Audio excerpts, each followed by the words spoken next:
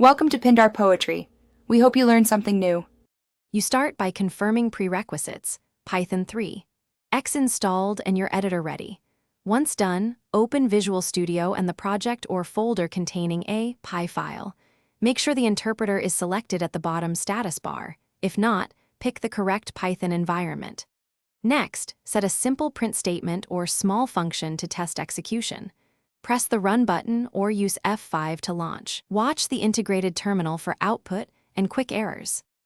Once your file runs, configure debugging for deeper inspection. You select the interpreter and virtual environment to ensure packages resolve correctly. Then place breakpoints where logic matters and start debugging. You step over to skip helpers and step into to inspect calls. If you need CLI args or a specific working directory, edit launch.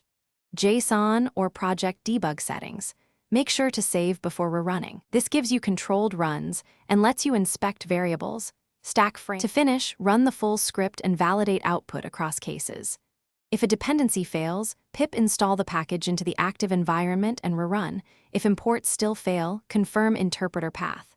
When errors occur, read the traceback top to bottom. File, line, and error type tell you where to focus. If behavior seems stale, restart the integrated terminal or the editor to clear caches. One key tip: when nothing changes, restart the Python interpreter. This often resolves stubborn state or path issues. Thanks for watching. Consider subscribing if we helped you.